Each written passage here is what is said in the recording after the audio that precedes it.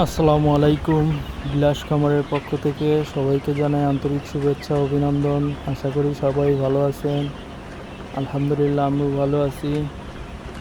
তো দেখতে পাচ্ছেন আমার খামারের সিনিয়র টাইগার মুরগিগুলো তো বেশ বড় হয়ে গেছে ইনশাল্লাহ। তো আমি এই মুরগিগুলো এখন বিক্রি করার জন্য অলরেডি প্রচারণা করছি। তো ভাই, আপনারা যারা খামারি আছেন হয়তো বা আমার কথাগুলো আপনারা বুঝতে পারবেন, বাট যারা সাধারণ ভোক্তা তারা হয়তো কথাটা মাথার উপর দিয়ে যাবে। বাট বর্তমান যে ক্রাইসিসটা সেটাই আপনাদের মাঝে তুলে ধরবো ছোট্ট আকারে। তো আমরা যারা খামারি আমাদের প্রবলেমগুলো বলছি। যদিও আমি নতুন খামারি, বাট আমি এর আগেও নিজেই উপলব্ধি করতে পেরেছি যখন আমি সাধারণ ভোক্তা ছিলাম, যে কারণ সব কিছুর দাম বেশি, তো মুরগির দাম বেশি হওয়াটাই স্বাভাবিক।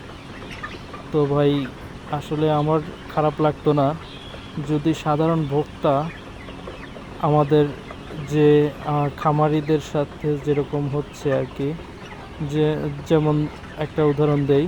ধরুন আমরা খামারিরা ব্যবসায়ীদের কাছে যে রেটে মুরগি বিক্রি করছি, ভোক্তারা তার থেকে ধরুন 100 টাকা কম বেশি বাজার সাধারণ ভোক্তার কাছে।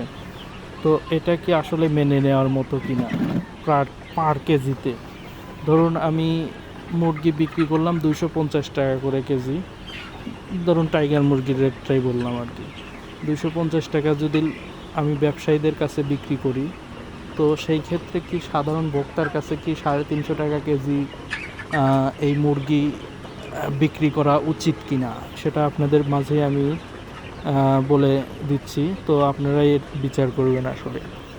তো আমাদের উল্লাপাড়ার ব্যবসায়ীরা ঠিক এরকম, যে আমাদের খামারির কাছ থেকে তারা 250 টাকা কেজি দিবে, তাও 250 টাকা দিতেও তাদের অনেক রকম অজুহাত।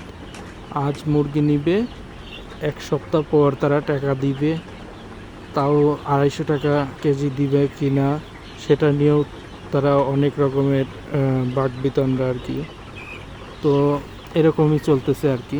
350 টাকা আপনারা চাইলেও বাজারে আপনারা দেখতে পারেন যে আসলে মুরগির রেট কীরকম ওরা বিক্রি করতেছে। তো আমাদের কাছে কেন এত খামারিদের কাছে এত কম দাম দিবে? আমার কথা এটা যে 250 টাকা দিক, বাট ভোক্তার কাছে তো সেটা 270 থেকে 80 টাকার ভিতরে রাখা উচিত। কেন তাদের কাছে 350 টাকা বিক্রি হবে? এটাই আমাদের কথা।